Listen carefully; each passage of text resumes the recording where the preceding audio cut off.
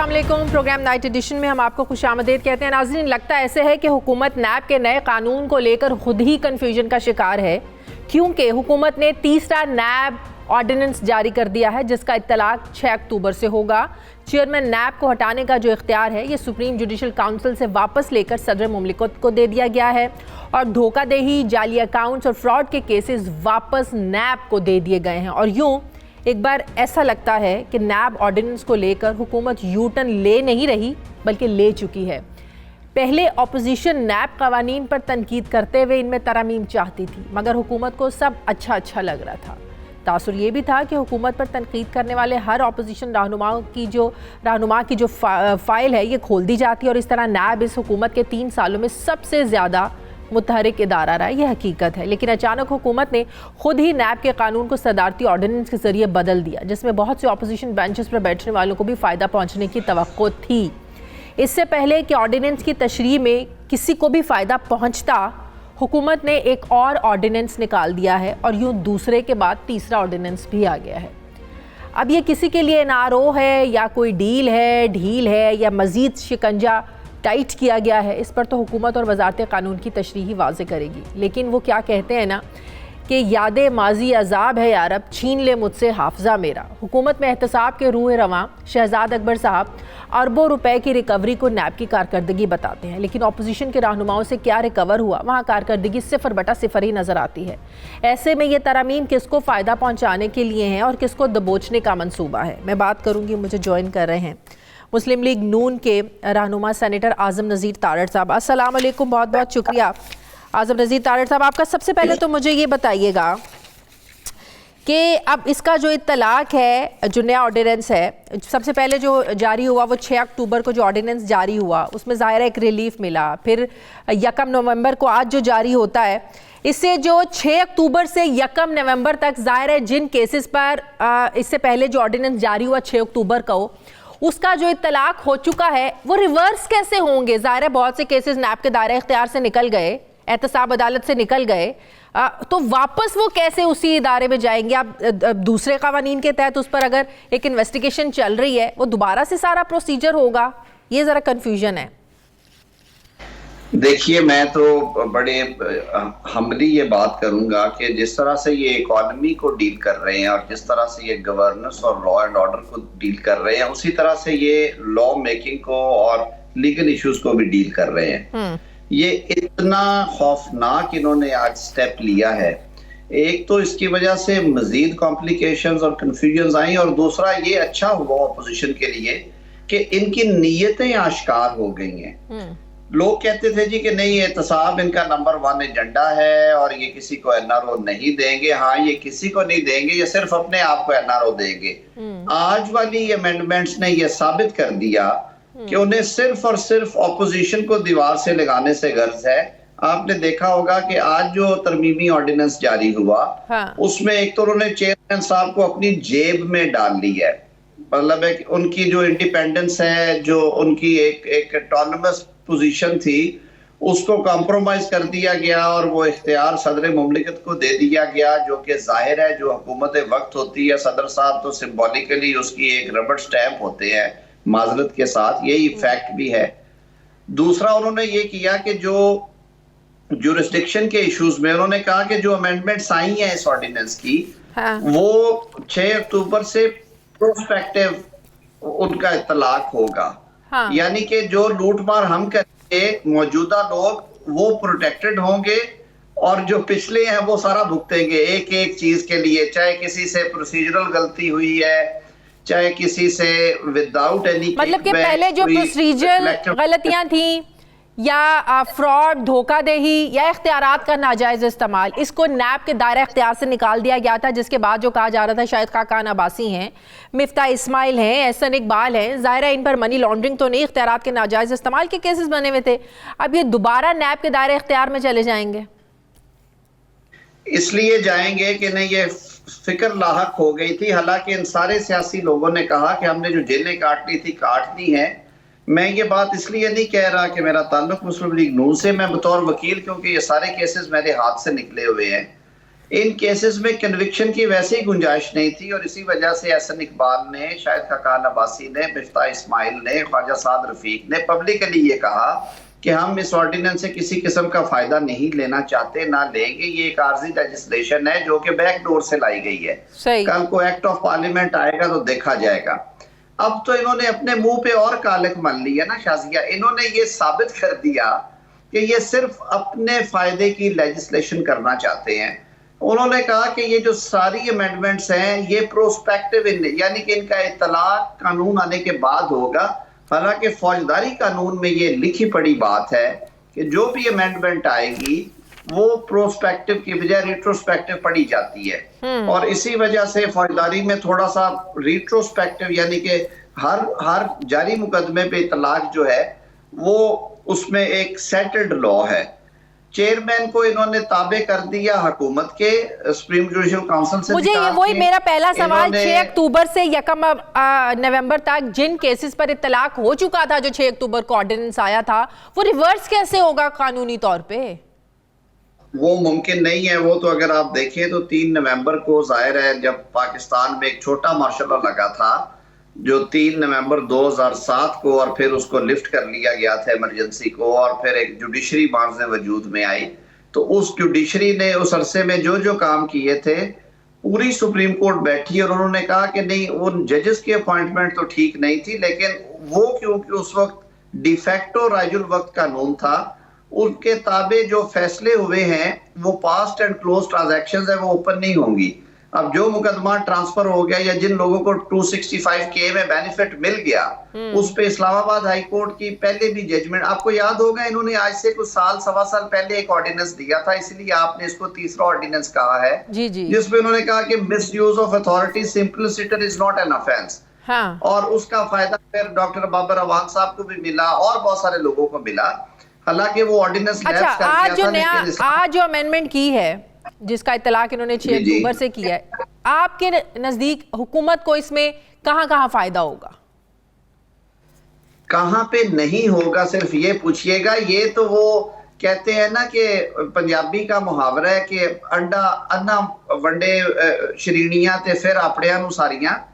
बात बड़ी मैं मुख्तसर करूंगा, कोई एक ऐसी शिक नहीं है इसमें जो कि इन्होंने अपने लिए क्राफ्ट नहीं की और जो इन्होंने अपने लिए नहीं घड़ी या उसको अपने लिए इस्तेमाल नहीं करना इन्होंने। नंबर 1 इन्होंने चेयरमैन, लेकिन आप लोगों को ये तसल्ली रखनी चाहिए ये कोई कानून नहीं है, ये ऑर्डिनेंस है। किसको पता 2023 में किसकी हुकूमत आती है। जाहिर है ऑर्डिनेंस की एक खास मुद्दत होती है, एक मुद्दत के बाद इस ऑर्डिनेंस ने खत्म हो ही जाना है। तो जरा आप लोगों को तसल्ली होनी चाहिए कि हमेशा के लिए नहीं बना, जरा कानून तो नहीं बना, तो वक्त कभी भी बदल सकता है। लेकिन इनकी नीयत तो सामने आई ना जी, इनकी नीयत सामने आई और खुल के सामने आई और ये अवाम तक बात जानी चाहिए कि इन्होंने हर वो काम किया है जिसमें इनका भला हो। चेयरमैन को अपने ताबे कर लिया, जो आपने उसमें नरमियां बरती कि ये ऑफेंस नहीं होगा। उन्होंने कहा ये 6 अक्टूबर के बाद वाले जो मुकदमात है यानी आज से बाद जो मुकदमात बनेंगे उन पे लागू होगा, पिछलों पे लागू नहीं होगा। तो आप इसको चैलेंज करेंगे? बिल्कुल जी, इस पे एक मुत्तहिदा अपोजिशन की कमेटी बनी हुई है जिसमें मैं खुद भी हूँ और हम इस पे काम कर रहे हैं। इसको भी और पिछले ऑर्डिनेंस को भी हम जरा सुप्रीम कोर्ट इलेक्शंस की वजह से क्योंकि तमाम वकला बरादरी वैसे जो 6 अक्टूबर को हुआ था, जो 6 अक्टूबर को हुकूमत ने जारी किया था उसमें तो आप कहें या ना कहें ऑपोजिशन को भी फायदा मिल रहा था। ऑल्दो शायद खाकान अब्बासी साहब कह रहे थे कि मैं इस ऑर्डिनेंस के तहत फायदा नहीं लूंगा, लेकिन इनडायरेक्टली मिल रहा था। वो एक अलग बात है, लेना नहीं चाहते थे, उसमें तो फायदा मिल रहा था। ये बात हकीकत है कि इसमें आप लोगों को मजीद दबोच लिया गया, इसमें फायदा नहीं मिलना। उस वक्त आप लोग इतना सीरियस नहीं थे सुप्रीम कोर्ट जाने में, इसको चैलेंज करने में, कि आपकी बात सीरियस है? मैं आपको अगर आपको बताऊं, सिर्फ और सिर्फ जो ऑर्डिनेंस के चैलेंज होने के डिले की वजह सुप्रीम कोर्ट बार एसोसिएशन के इलेक्शंस थे। वो आपको पता है कि सारे सीनियर वकला उसमें मसरूफ होते हैं। ये तय हो चुका था पाकिस्तान मुस्लिम लीग नून की क़यादत और हमने वो रिट भी तैयार कर ली हुई है। I was assigned the duty and there was a legal team। Haider रसूल मिर्जा साहब थे उसमें, राजा सलमान अकरम साहब ऑन बोर्ड है हमारे साथ और हमारे 1-2 और साथी हैं। अमजद परवेज साहब की मुशावरत भी उसमें शामिल थी। मुस्लिम लीग नून की तरफ से रिट तैयार कर ली गई थी, लेकिन हम सारे मसरूफ थे सुप्रीम कोर्ट बार एसोसिएशन के इलेक्शंस में, क्योंकि हसन बून साहब हमारे सारों के कॉमन दोस्त हैं। इस वजह से उसमें ताखीर हुई। अब ये ऑर्डिनेंस चैलेंज मुत्तहिदा ऑपोजिशन की तरफ से होगा जो पीडीएम में शामिल जमातें हैं? जी, अब बिल्कुल इंशाल्लाह अज़ीज पाकिस्तान पीपल्स पार्टी भी ऑन बोर्ड थी इस पे। और वो राजी थे कि हाँ बिल्कुल करना चाहिए, क्योंकि ये जो शॉर्ट सर्किटिंग करते हैं और चीजों को कानून और आइन की बजाय अपनी मर्जी से करते हैं, जो ऑर्डिनेंसेस की फैक्ट्री है इसकी रोकथाम होनी चाहिए। सही। और अभी भी पाकिस्तान पीपल्स पार्टी इसको हमें ज्वाइन कर रही है इंशाल्लाह अज़ीज। हम लोग एक दूसरे से राब्ते में हैं। बहुत बहुत शुक्रिया, भी थैंक यू, बहुत बहुत शुक्रिया।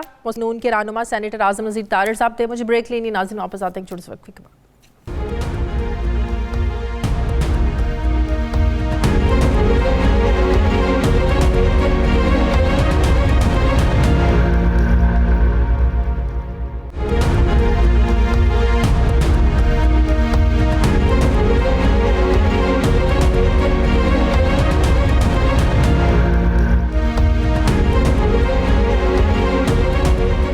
ब्रेक के बाद एक बार फिर से आपको खुशामदीद कहते हैं। हुकूमत ने आज नैब का एक और तरमीमी ऑर्डिनेंस जारी किया है जिसका इत्तलाक 6 अक्टूबर से होगा। अपोजिशन ये कह रही है कि हुकूमत ने अपने आप को एनआरओ दिया है और ये एक साजिश है। साबिक DG NAB colonel retired Shahzad Anwar Bhatti sahab मुझे ज्वाइन कर रहे हैं। अस्सलाम वालेकुम, बहुत बहुत शुक्रिया शहजाद साहब आपका। शहजाद साहब, सबसे पहले तो मुझे ये बताइएगा कि हुकूमत ने जो 6 अक्टूबर को ऑर्डिनेंस जारी किया उससे ये तासुर मिला कि शायद हुकूमत और अपोजिशन दोनों को फ़ायदा पहुंचेगा, लेकिन आज जो एक नया ऑर्डिनेंस हुकूमत लेकर आई है, आपको लगता है इससे नैब को कमज़ोर किया गया है? बिस्मिल्लाहिर्रहमानिर्रहीम। देखिए, जो पहला ऑर्डिनेंस आया था मेरे ख्याल में तो नैब को वो ऑलमोस्ट ख़त्म कर गया था। नैब के पास कुछ नहीं रह गया था, क्योंकि पब्लिक एट लार्ज के केसेस भी खत्म हो गए थे। और पब्लिक ऑफिस होल्डर जो हैं उनके लिए भी प्रोविजन आ गई थी कि अगर उन्होंने गुड फेथ में कुछ किया है तो वो नहीं आप उसको हाथ लगा सकते। फाइल पता नहीं कैसे बोलती कैसे ना बोलती। तो उस लिहाज से अगर देखा जाए तो वो तो तकरीबन खत्म हो गया था। अब जो नई अमेंडमेंट आई है इसके तहत ऐसा लगता है कि ये एक स्पेसिफिक आप कह सकते हैं कि जी किसी शोबे के लिए उसको इंक्लूड किया गया है। अगर आप देखें कि सेक्शन 9 की जो क्लॉजेस थी 9, 10, 11 उनको इंक्लूड किया गया है जो पब्लिक एट लार्ज से डील करती थी और चीटिंग पब्लिक एट लार्ज, और जिसमें क्रिमिनल ब्रीच ऑफ ट्रस्ट की यानी सेक्शन 415, 409 और 405 जो पाकिस्तान पीनल कोड की हैं उनको ये यहाँ डाला गया था। तो वो लोग जिनको कोई ऐसी यानी ट्रस्ट की गई थी प्रॉपर्टी या कोई पैसे या कोई चीज, तो अगर वो उसमें कोई डिफ्रॉड करते हैं तो वो इसके अंदर आते हैं। तो डेफिनेटली लोग ऑपोजिशन यही कहेगी कि यही मैं आपसे पूछना चाह रही थी। हुकूमत और ऑपोजिशन के तनाजुर में अगर हम इसको देखें तो आपको लगता है कि ये यकतरफा ऑर्डिनेंस है, हुकूमत ने अपने आप को फायदा देने के लिए किया है? देखिए, मेरा ख्याल मैं ये नहीं कह सकता कि तहरीक इंसाफ जो है जिसका अपना थीम ही यही था, नैरेटिव ही यही था एहतसाब, उनको ये कौन गाइड कर रहा है इस वक्त के एक कंट्रोवर्शियल चीजें आ रही हैं। पहले जो लास्ट अमेंडमेंट थी उसमें भी ऐसा लगा कि जी एक एनआरओ की हर तरफ से आवाज आनी शुरू हो गई कि एक एनआरओ दे दिया गया है जिसमें अपने लोगों को भी फायदा हो गया है, गवर्नमेंट के लोगों को भी जिनके केसेस नैब के अंदर थे, और ऑपोजिशन को भी बहुत ज्यादा। लेकिन जो आज ऑर्डिनेंस आया है इसमें तासुर ज्यादा बढ़ गया है कि हुकूमत इसमें फायदा सिर्फ हुकूमत के लिए है। ऑपोजिशन को तो आप देखें जो शाहिद खान अब्बासी, हसन इकबाल, मिफ्ताह इस्माइल, शहबाज शरीफ, इनके तो केसेस वापस नैब को दे दिए गए हैं।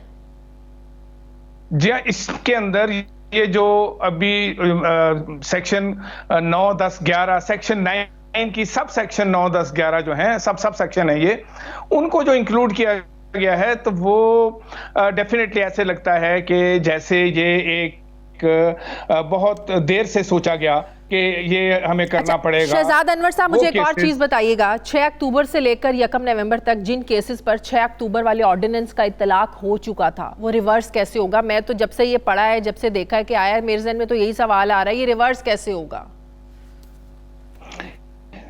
मेरा ख्याल है कि इस पीरियड के अंदर अदालतें जो हैं वो नैब को वापस यही कहती रही कि हमें इसकी पूरी डिटेल बताई जाए, और डेफिनेटली अल्टीमेटली अभी तक अदालतों ने कोई किसी भी केस के ऊपर कोई फैसला नहीं दिया था कि ये कहा जाए कि किसी का फैसला आ गया हुआ था।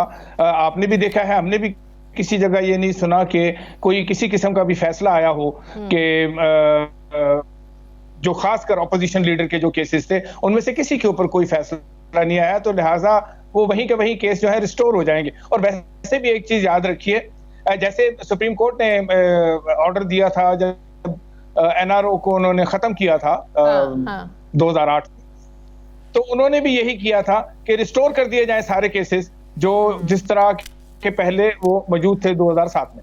तो इसी तरह ये भी एक ऑर्डिनेंस है कि रिस्टोर कर दिया जाए उन सारे केसेस को वहीं 6 अक्टूबर की पोजीशन पे। अगर ऑपोजिशन ने तो इसको चैलेंज करने का ऐलान किया है, तो ये रिवर्स भी हो सकता है, कलअदम भी करार दिया जा सकता है।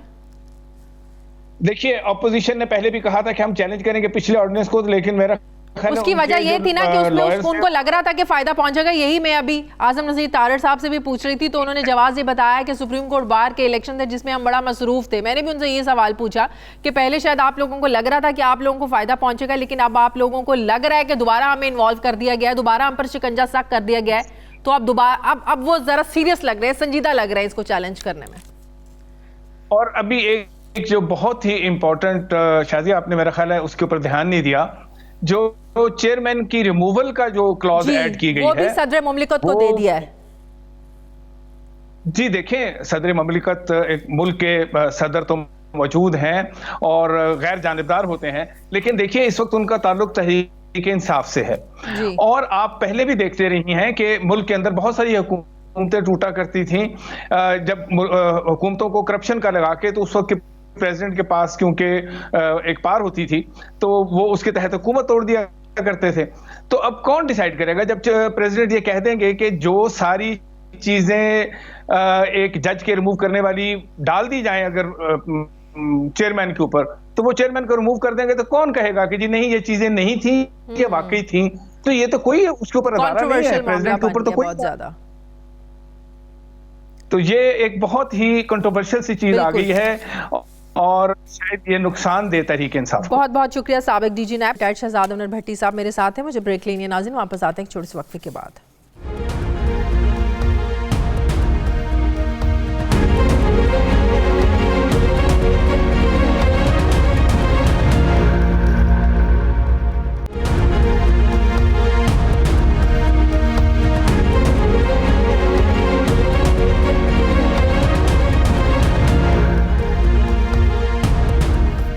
ब्रेक के बाद एक बार फिर से आपको खुशामदीद कहते हैं नाज़रीन। गफलत कहें, लाइल्मी कहें या कोई बड़ी साजिश, ये हकीकत है कि कौमी असम्बली के हल्का 133 में इलेक्शन लड़े बगैर पीटीआई हार गई है। बल्कि ये भी कहना गलत नहीं होगा कि पीटीआई को इंतखाबी मैदान में शायद उतरना ही नहीं आया। मुस्लिम लीग नून के रहनुमा परवेज़ मलिक की वफात के बाद खाली होने वाले हल्के में दोबारा इलेक्शन कराने का शेड्यूल जारी हुआ, जिसमें तहरीक इंसाफ की तरफ से जमशेद इकबाल चीमा को टिकट मिला और उन्होंने अपने कागजात नामजदगी जमा करा दी। अब इलेक्शन कमीशन के कानून के मुताबिक उम्मीदवार का तजवीज़ कुनिंदा और तायद कुनिंदा उस हल्के का वोटर होना चाहिए, लेकिन जमशेद इकबाल चीमा ने अपने तायद कुनिंदा किसी और हल्के के डाल दिए। कहानी यहीं ख़त्म नहीं होती। कवरिंग कैंडिडेट यानी अगर किसी उम्मीदवार के कागजात में कोई गलती या एतराज़ लग जाता है और कागजात इलेक्शन कमीशन मुस्तरद कर दे, तो उसी पार्टी का एक कवरिंग कैंडिडेट इलेक्शन लड़ता है। तहरीक इंसाफ के जमशेद इकबाल चीमा के कवरिंग कैंडिडेट के तौर पर उन्होंने अपनी अहलिया और तहरीक इंसाफ के रुकन मुसरत चीमा के कागजात नामजदगी भी जमा करवाए और वहाँ पर भी वही गलती दोहराई गई जो अपने कागजात में की गई थी, यानी वही 2 तायद कुनिंदा रखे गए जिनका हल्का 133 के वोटर्स के साथ कोई ताल्लुक ही नहीं था। तो इलेक्शन कमीशन ने कवायद और ज़वाबित के मुताबिक उनके कागजात भी मुस्तरद कर दिए। इस वक्त तक तो कौमी असम्बली के हल्का 133 में तहरीक इंसाफ इलेक्शन लड़ने की दौड़ से बाहर हो गई है, लेकिन उम्मीदवार जमशेद इकबाल चीमा ने ये इल्ज़ाम लगाया है कि उनके तायद कुनिंदा के हल्के को बदला गया है, जबकि इलेक्शन कमीशन ने इस इल्ज़ाम को मुस्तरद करते हुए ये वजाहत की गई है कि दोनों तायद कुनिंदगान 2018 से ही इस हल्के के वोटर नहीं हैं। ये कोई ऐसा मामला नहीं जिस पर गलती मुमकिन है, क्योंकि कागजात नामजदगी जमा करवाते वक्त रिटर्निंग ऑफिसर के सामने उम्मीदवार का तजवीज़ कुनिंदा और तायद कुनिंदा भी मौजूद होना चाहिए, वरना किसी एक की मौजूदगी ना होने की वजह से भी कागजात को मुस्तरद कर दिया जाता है। अब मुझे तो याद पड़ता है कि शहरयार आफरीदी ने सेनेट के इलेक्शन में जहां एक एक वोट हार और जीत का फैसला करता है, वहां बैलेट पेपर पर दस्तखत करके अपना वोट ज़ाया करके तहरीक इंसाफ को घुमा कर रख दिया था। NA 133 में इलेक्शन के हवाले से वज़ीर इत्तलात फवाद चौधरी ने आज क्या कहा, जरा सुनिए। हमें उम्मीद है इलेक्शन कमीशन इस मामले का जायज़ा लेके। एक सुपर टेक्निकल एतराज़ है और मैं ये समझता हूँ कि मौका दिया जाना चाहिए कि उसको वो अगर या तो उसको कबूल करें, अदरवाइज़ उसको रेक्टिफाई कर लें। अब नाज़रीन, ये ऐसी गलती है जिसकी तवक्को ऐसे सियासतदानों से तो इसको एक्सपेक्ट नहीं किया जा सकता। तो फिर क्या ये गलती जानबूझकर की गई है या पीछे कुछ और माजरा है? एक तासुर ये भी है कि हुकूमत अपने उम्मीदवार की इस गलती पर पर्दा डालने के लिए इलेक्शन को मुलतवी करवाना चाहती है। मैं बात करूँगी, मुझे ज्वाइन कर रहे हैं पाकिस्तान तहरीक इंसाफ के ही रहनुमा जमशेद इकबाल चीमा साहब। अस्सलाम वालेकुम, बहुत बहुत शुक्रिया चीमा साहब आपका। चीमा साहब, आपके और आपकी अहलिया के कागजात नामजदगी हल्का NA 133 से जो मुस्तरद हुए, आमतौर पर यही कहा जा रहा है, यही लोग बात कर रहे हैं कि शायद आप लोगों को अपनी हार का खौफ था, आप लड़ना ही नहीं चाहते थे, जिसकी वजह से ये आप लोगों ने ये सारी जो है ना कहानी गढ़ी है। तो बड़ी एक नॉर्मल सी बात है, पता होना चाहिए और पता होगा भी आप लोगों को कि कागजात नामजदगी जमा करवाते हुए तजवीज़ को निंदा और तायद को निंदा उसी हल्के का होना चाहिए। ये गलती कैसे कर दी आप लोगों ने? देखें, इसमें बिस्मिल्लाहिर्रहमानिर्रहीम, मैं आप कह लें कि जिस दिन मलिक परवेज़ साहब फौत हुए हैं, मुझे अगले दिन या उससे 2 दिन बाद टिकट मिल गई थी और मैं जब टिकट मिली तो उससे अगले दिन जो किसान पोर्टल है उसका लॉन्च था प्राइम मिनिस्टर का और फ्राइडे को मैं यहाँ आ गया था। मैंने यहाँ 10 दिन काम किया। 10 दिन काम करने के बाद जब मैंने कागज़ जमा कराए तो कागज़ जमा जिस दिन कराए उससे 2 दिन पहले मैंने रेजिग्नेशन दिया।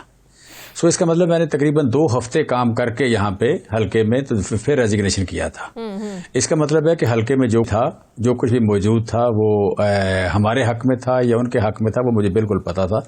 इसमें ऐसी कोई बात नहीं तो है। आपने हल्के में 2 हफ्ते तक काम किया, आपको महसूस क्या हुआ कि आसानी से इलेक्शन जीत सकते थे आप? टफ मुकाबला होना था, वन साइडेड मुकाबला होना है, क्या महसूस क्या हुआ आपको? क्योंकि कहा यही जा रहा है कि आपको शायद ये पता था कि आप जीत नहीं सकते, इसीलिए ये करना पड़ा आपको। नहीं, वन साइडेड तो बिल्कुल नहीं है। ऐसा तो बिल्कुल सोचना मुश्किल नहीं है, क्योंकि जनरल इलेक्शन में हमारे वोट 41% थे और मुस्लिम लीग नून के 48% थे। ये वोटों का तनासर था, वो 7% हमसे पिछला इलेक्शन जो था उसमें आगे थे। और ये 7% का डिफरेंस जो है, आप कह लें कि मेरे जैसे बंदे के लिए निकालना बिल्कुल ही मुश्किल नहीं है। और फिर ये कि यहाँ पे जो छोटी मोटी दड़ेबंदी थी तहरीक इंसाफ में, मेरे आने से बिल्कुल ख़त्म हो गई। मैं बिल्कुल नया आदमी था और सारे लोग दिलो जान से मेरे साथ चल पड़े।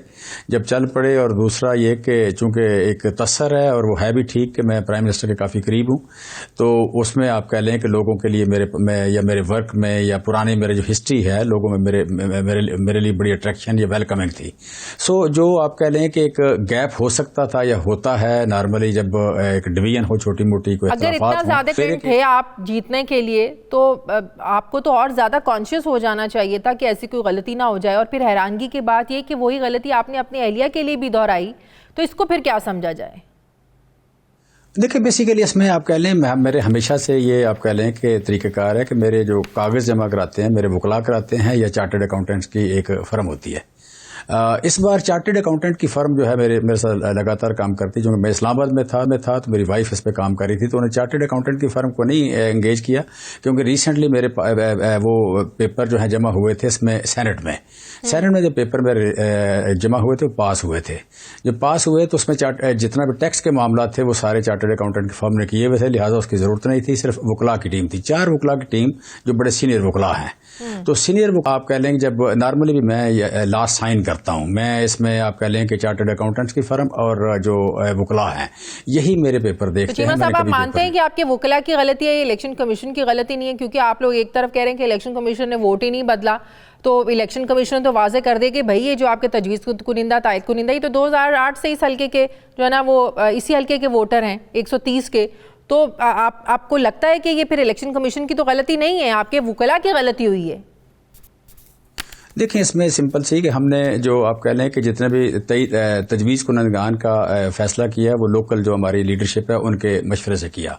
तो यहाँ पे जो हमें बताया गया या मेरे स्टाफ को बताया गया वो ये था कि ये जो आप कह लें तजवीज़ कुनंदा है, ये आप कह लें शबीर सियाल साहब का भी तजवीज़ कुनंदा था 2018 के इलेक्शन में, लिहाजा आप कह लें, और उनके पेपर पास हुए थे, लिहाजा ये बंदे जेन्युइन है, कोई इशू नहीं है, ठीक है, और वो मतलब करीबी बंदे हैं, ट्रस्टवर्दी। तो आपको ये तजवीज़ दिया किसने? ये मतलब आप कह रहे मेरे वकला ये स्टाफ जो लेके आए, क्योंकि मैं तो लास्ट टाइम पेपर जब जमा होने तो मैंने आखिरी साइन किए, मैंने आप कह रहे कि मैं अगर किसी को इस सिलसिले में नहीं मिला। दूसरा मैंने सजेस्ट किया था कि मियां मंशा साहब जो चेयरमैन है उनके बेटे को डाल लेना, वो चूँकि घर आके मिला था जब मतलब मुझे बड़ा अच्छा लगा बच्चा, तो मैंने कहा एक वो डाल लेना, एक आप लें शबीर तो इससे पहले वेरिफिकेशन नहीं हुई थी कि इनका ताल्लुक किस हल्के से है? ज़ाहिर है इन चीज़ों को पहले वेरीफाई करना पड़ता है। सुन लेना प्लीज, थोड़ा बार बार ना टोके ना, आप तो आपने कटहरा लगा दिया, मुझे बात करने दें। अच्छा, तो आप कह लें कि इसमें मुझे जो आप कह लें कि मैं कहना क्या चाह रहा हूँ, सुन लें ज़रा, मैं फ्रेज गलत ना हो जाए कोई, ये सेंसिटिव मैटर है तो इसमें फ्रेज ना कोई गलत हो जाए। लिहाजा मैं कह रहा हूँ कि मुझे नॉर्मली ये मेरी रूटीन है कि मेरी चार्टर्ड अकाउंटेंट फर्म और मेरा स्टाफ और मेरे वकला यही काम करते हैं। मैंने कभी इसमें इस सिलसिले में खुद काम नहीं किया। पिछले 3 बार मैंने पेपर भरे, तीनों बार ऐसे हुआ है। तो इस बार भी आप कह लें कि चूंकि चार्टर्ड अकाउंटेंट की फर्म बेस थी, बाकी दोनों चीजें वही थी, लिहाजा आप कह लें मुझे कोई डाउट नहीं था। और वकला भी बड़े सीनियर, चारों वकला बड़े सीनियर थे, जिसमें एक ने इलेक्शन में मैंने का लड़ा हुआ था, लिहाजा मुझे उसमें कोई ऐसा फिर वो के बड़े सीनियर लोगों का केसेस लड़ रहे थे। ये जो वकला थे उसमें से ये आप कह लें शहबाज गिल साहब के भी वकला यही थे, जो रिसेंट उन पे केस है इसमें वकला उनके वही थे। सो सीनियर वकला थे, ऐसा नहीं थे कोई जूनियर वकील हों जिन पे बंदा को डाउट ना हो। उन्होंने मुझे पेपर दिए कि जिसमें साइन कर ले। मैंने कहा जी आपने बंदे देख लिए हैं, तसल्ली है आपको, इनके वोटर ठीक है, उन्होंने वोट दिखाया कि ये इनके वोट हैं, ये ठीक है बिल्कुल। जो बेसिक्स थी मेरी जो पूछने वाली कि जी बंदे ठीक हैं, आपने देखे हुए हैं, तसल्ली है, उन्होंने कहा एक उनका कज़न है, एक ये है मियां मंशा का बेटा है, और आप कह लें ये ठीक है, तो आप इस पे साइन करें, तसल्ली है। मैंने वकला से पूछा, 4 वकला थे, चारों से पूछा कि आपने तसल्ली की? उन्होंने कहा आप साइन कर दें। अच्छा, so I did that. Same happened with my wife. So आगे जाके जो हुआ वो थोड़ा डिफरेंट था। सो मैं समझता हूँ कि it's a mistake, technical mistake है। तो ये it's not matter of me, it's not matter of Jamshed Cheema, it's matter of Tehreek Insaf, it's matter of the largest party in this country. So largest party को, इलेक्शन कमीशन को एक आप कह लें कि इलेक्शन लड़ने से डिप्राइव करना। कमीशन ने तो अपने कवायदो ज़वाबित किसी के लिए बदलने तो नहीं है, चाहे वो लार्जेस्ट पार्टी है या कोई भी पार्टी है। इलेक्शन कमीशन ने तो कवायदो ज़वाबित के मुताबिक ही चलना है। ऐसा नहीं है कि तहरीक इंसाफ की हुकूमत है और आप लोगों का मामला है, ये तो आप तहरीक जो इलेक्शन कमीशन है वो अपने कवायदो ज़वाबित कानून ही बदल दे आप लोगों के लिए, ऐसे तो नहीं हो सकता। हमने तो जाके बड़ी जल्दी चले गए थे हम उनके पास कि हमें बदलना है, आप कह लें कि हमारे जो प्रपोजल है वो बदलने की इजाजत दे दी जाए। तो ये डिस्क्रिप्शन होती है उनकी, वो दे सकते हैं इसकी इजाजत, ठीक है। सो मैं समझता हूँ कि वो इजाजत हमें आप कह लें कि जो बेंच है वो दे देगा हमें। मतलब ये नॉर्मली होता नहीं है, ये इलेक्शन की स्पिरिट के खिलाफ है ये बात कि आप किसी पार्टी को, नॉर्मली ये होता है कि जितने भी रूल्स, जितनी भी फ्लेक्सिबिलिटी होती है वो इलेक्शन लड़ने के हक में जाती है। हमेशा मैंने बचपन से देखते हैं इलेक्शन को, इलेक्शन लड़ने के हक में जाती है। वो स्टे हो, वो आप कह लें इजाजत हो, वो कोई कानून में नरमी हो, और होनी चाहिए। ये बेसिकली अवाम का हक है, अवाम का मैंडेट होता है, उन्हें अपने मैंडेट के इजहार की आज़ादी होनी चाहिए। सो मुझे अब इस बात को समराइज करूं, मैं कह रहा हूं कि मैं वजारत छोड़ के आया हूं, मुझे कोई डाउट नहीं है कि मैं इलेक्शन जीत सकता हूं। मैं इलेक्शन जीतने के लिए आया था और मैं इलेक्शन जीतने के लिए लड़ रहा हूं। सो मैं आज जो आप कह लें कि अदालत में हूं, वो भी इसलिए कि मुझे अदालत से इजाजत मिलेगी तो मैं इलेक्शन जीतूंगा। सो मैं तो अगर इलेक्शन 5 दिसंबर को आपको लगता है तब तक आपको इजाजत मिल सकती है? नहीं तो लग तो यही रहा है कि ये सीट जो है ना वो नून लीग को ही मिलेगी अगर इजाजत नहीं। डेफिनेटली मैं समझता हूँ कि अगले ये 9 तारीख है लास्ट है इसके डिसीजन की, तो मुझे उम्मीद है कि मुझे इजाजत मिल जाएगी। मुझे इजाजत मिलती है तो मैं इलेक्शन लड़ूंगा। तो इलेक्शन में आप देखते हैं मेरा टेम्पो इलेक्शन का ज्यादा है, बाकी कैंडिडेट से ज्यादा है, और मेरा रिस्पांस भी ज्यादा है, मेरा रिस्पांस भी ज्यादा है, मुझे कोई इस पर डाउट नहीं है। So I am here to contest the election, और मेरी रिक्वेस्ट होगी इलेक्शन कमीशन से और अदालत से, दोनों से। मैं ये नहीं कह रहा कि गलती हमारे से तो गलती हुई ना, ये तो आप कह लें कि नहीं ऐसा हो सकता कि, बट हम कहते हैं गलती छोटी है, टेक्निकल नोयत की है, सब्सटेंशियल नोयत की नहीं है। तो टेक्निकल नोयत की गलती जो है उसे सुधारने का मौका देना चाहिए, हम ये कह रहे हैं। हम ये नहीं कह रहे इलेक्शन कमीशन वैसे ओवर रिएक्ट कर रहे थे, वो कह रहे कि अच्छा इलेक्शन कमीशन बकौल आपके ओवर रिएक्ट कर रहा है। बहुत बहुत शुक्रिया। साबिक secretary election commission Kanwar Dilshad साहब ने मुझे ज्वाइन किया। अस्सलाम वालेकुम, बहुत बहुत शुक्रिया कंवर दिलशाद साहब। यकीनन आपने भी सुना होगा जमशेद इकबाल चीमा के बकौल इलेक्शन कमीशन ओवर रिएक्ट कर रहा है, छोटी सी गलती है, टेक्निकल गलती है, इलेक्शन कमीशन को उनकी सुन लेनी चाहिए। नहीं, मैंने सारी गुफ्तगू सुनी है। जनाब चीमा साहब ने बड़ी खूबसूरती से अपना पॉइंट पेश किया है। वो बड़े एक समझदार आदमी हैं और हमेशा लड़ते रहे इलेक्शन। लेकिन मुझे हैरानगी ये है कि उन्होंने चार्टर्ड अकाउंटेंट का जिक्र किया। ये चार्टर्ड अकाउंटेंट का सब्जेक्ट नहीं है, कहते हैं उन्हीं की फॉर्म में थी सिर्फ चार्टर्ड अकाउंटेंट की। वो गलती का शिकार है। मैं बताता हूँ कि पहली बात यह है कि ये जो हमारा इलेक्शन एक्ट 2017 का सेक्शन 60 है, ये बड़ा इंपॉर्टेंट है। ये पूरे इलेक्शन की रूह है ये, जिसमें तमाम मामला जो है उसमें नॉमिनेशन फॉर्म है, नॉमिनेशन के बाद एफिडेविट है, ये सारे मामला जो देखा जाता है बड़ी गहरी नजर से देखा जाता है। उसका पहला आइटम जो है, आप इसका जो सेक्शन जो है हमारा 60 का पहला आइटम ये है कि जो प्रपोजल सेकेंडर जो है वो उसी कॉन्स्टिट्यूंसी में होना चाहिए, वहाँ चाहिए नहीं है, लाजमी है। मे का लफ्ज इस्तेमाल किया है, चाहिए होता तो लेकिन मुझे एक और चीज समझ में नहीं आती, कहते हैं कि जब कागजात नामजदगी जमा होते हैं तो तजवीज़ कुनिंदा तायद कुनिंदा उस वक्त वहां पर इलेक्शन कमीशन के दफ्तर में पीछे मौजूद होना चाहिए। तो इतनी बड़ी गलती पता नहीं था, जानबूझकर हो गई, करवाई गई है, ये चीज समझ में नहीं आ रही है। बड़ी कॉमन सी चीजें हैं ये। जब मैंने जो उनकी गुफ्तगू सुनी है उसमें अंदाजा ये हुआ कि उनके वकला ने इस पर ध्यान नहीं दिया, उनकी आदमी दिलचस्पी की वजह से ये बहुत बड़ा मामला हो गया। अब मैं आपकी तरफ आता हूँ। सबसे बड़ी बात यह है ये टेक्निकल तौर पर नहीं है, ये आईनी कानूनी जरूरत है। जैसे फवाद चौधरी ने कहा कि जी टेक्निकल हो गए, तो फवाद चौधरी साहब तो इलेक्शन लड़ते रहते हैं, उनको ये लफ्ज नहीं कहना चाहिए। वो बारिस्टर हैं, वो बहुत बड़े वकील हैं, पाकिस्तान के रहे हैं, अब भी वकील ही हैं, उनको ये नहीं कहना चाहिए। इसमें लफ्ज मे का लफ्ज इस्तेमाल लाजमी है। इसको कोई भी अदालत जो है इस मे के लफ्ज को कैसे चेंज करेगी? क्या हमारी अदालत ये कह देगी कि आइन का जो इलेक्शन एक्ट 2017 का सेक्शन जो 60 का 1 जो है वो आप तब्दील कर दें? वो कैसे तब्दील कराएंगे? इसमें लफ्ज मे का लफ्ज है। हाँ, शुड का लफ्ज होता है तो चेंज हो सकता था, ये लफ्ज मे का लफ्ज, ये टेक्निकल बात हम भी बताते हैं। दूसरी बात यह है कि इलेक्शन कमीशन पाकिस्तान ने बड़ा वजहत बयान जारी कर दिया कि जनाब इन्होंने तो 2018 में यही प्रपोजल सेकेंडर जो थे वो 2018 में हल्का 130 में ये प्रपोजल सेकेंडर रहे या मेंबर थे या उसको हल्के के वोटर थे, ये हल्के के। तो ये बात ये है। एक और चीज बताइएगा कंवर दिलशाद साहब कि पंजाब हुकूमत ने जो दरखास्त की थी अमन अमान की सूरत हाल के पेश नजर इलेक्शन को मुलतवी किया जाए, लेकिन अब तो आपको पता है सारे मामलात सुधर। मैं आता हूँ उस तरफ। मैं एक और बड़ी इंपॉर्टेंट बात चीमा साहब के नोटिस में लाना चाहता हूँ जी। जो नॉमिनेशन फॉर्म है उस पर लिखा हुआ है प्रपोजल सेकेंडर, उस पर लिखा कि आपका हल्का कौन सा है, आपका घर कहाँ है, आपका इलाका कौन सा है, आपका इलेक्टोरल एरिया कौन सा है। तो उसमें नजर आया कि जनाब ये तो हल्का जो है 130 का है, ये तो 133 का नहीं है। उसका इसके बाद शनाख्ती कार्ड है, शनाख्ती कार्ड में जो उसका एड्रेस है वो हल्का 130 का है, 133 का नहीं है। ये दो चीजें बड़ी इंपॉर्टेंट है।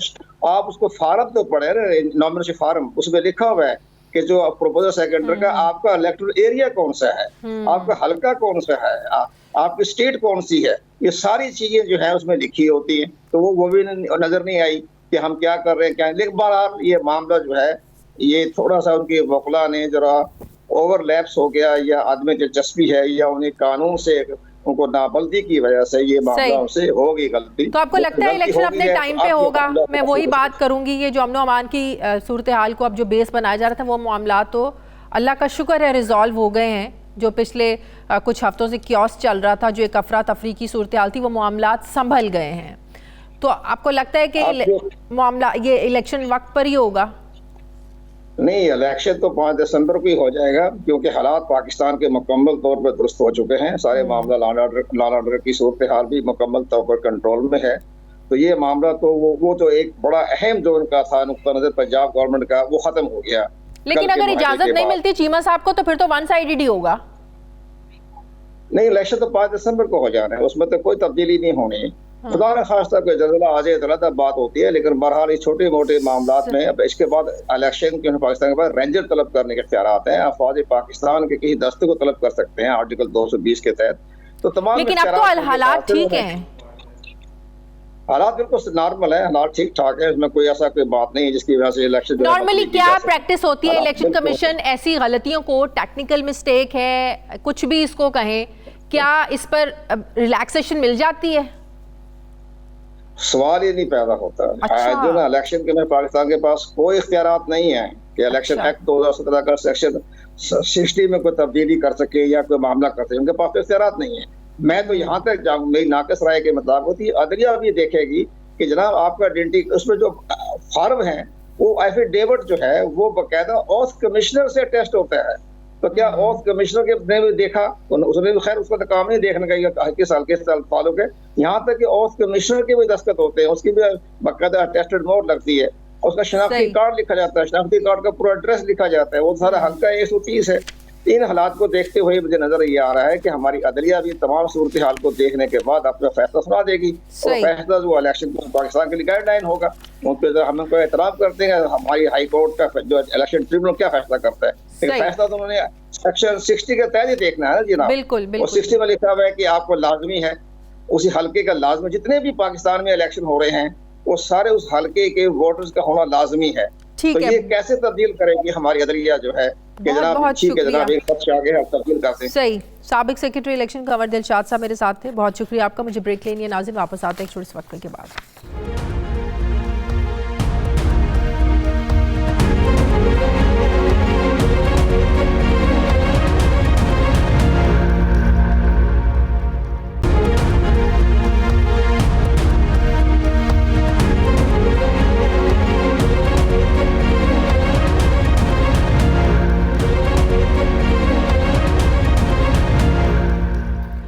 ब्रेक के बाद एक बार फिर से आपको खुशामदीद कहते हैं नाजरीन। क्या तालिबान हुकूमत जो है ये धमकियों पर उतर आई है या अमेरिका की 20 साल तबाही का खुमियाजा अफगानियों को भुगतना ही होगा, क्योंकि एक अलमनाक इंसानी बहरान जन्म लेने को है। अफगानिस्तान में कायम तालिबान हुकूमत को कोई भी मुल्क तस्लीम करने के लिए तैयार नहीं है, जिस पर तालिबान हुकूमत के तर्जुमान ने अमेरिका को वाज़े ये मैसेज दिया है कि इनकी हुकूमत को तस्लीम किया जाए वरना दुनिया के लिए मसाइल पैदा होंगे।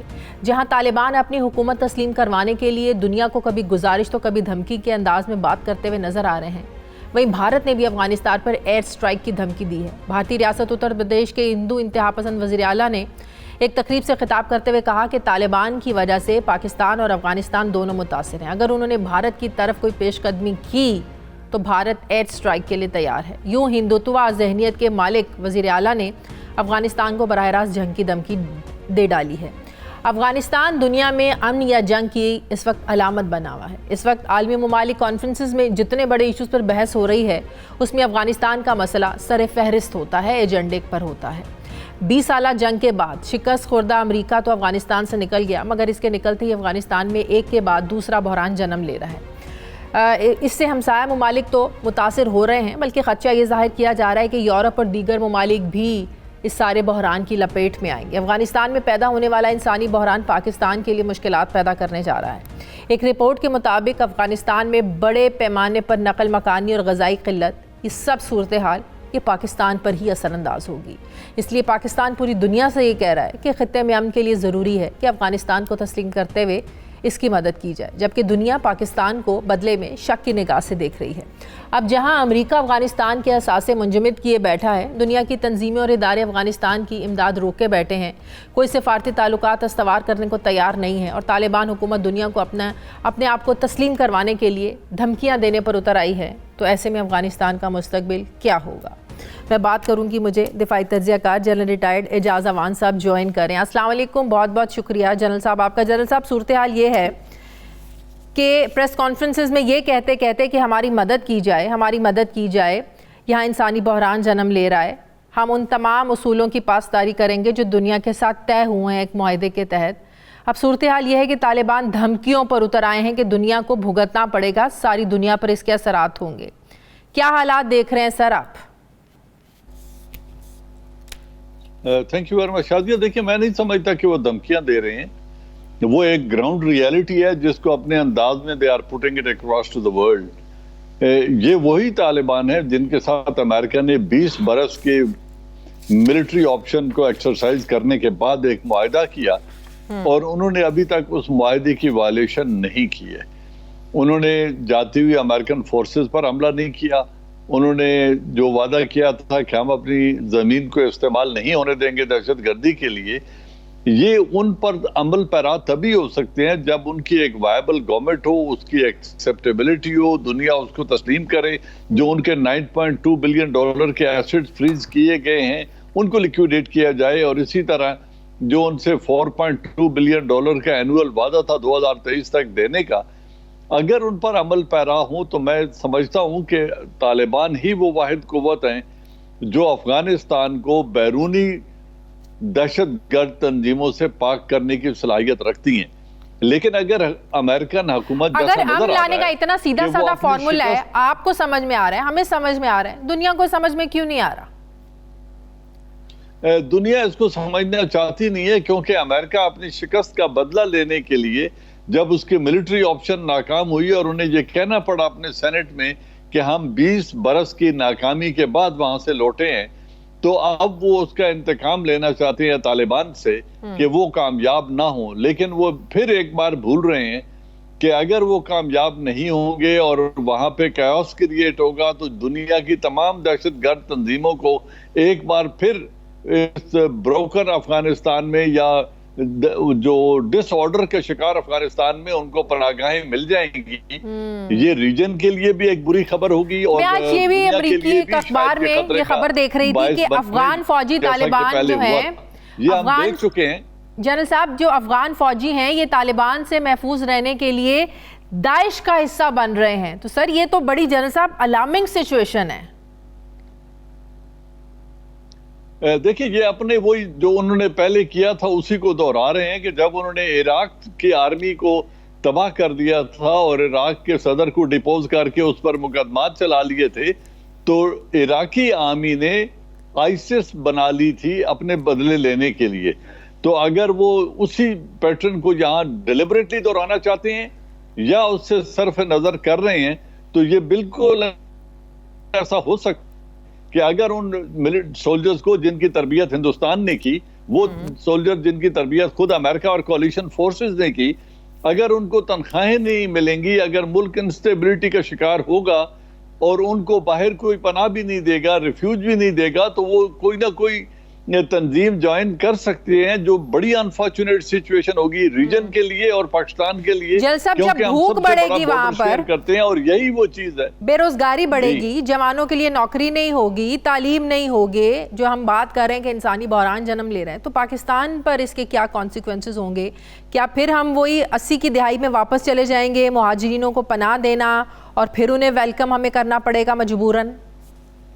देखिए, यही वो बात है जिसको प्राइम मिनिस्टर इमरान खान बार बार हर फोरम पे दोहरा रहे हैं और इल्जाम लग रहा है कि आप तालिबान की तर्जुमानी कर रहे हैं। हम तर्जुमानी नहीं कर रहे। हमें पता है कि 2600 किलोमीटर लंबा बॉर्डर, देखिए फेंस, जब लोग गुर्बत से मर रहे होंगे तो वहाँ ह्यूमैनिटेरियन क्राइसिस बन जाएगा।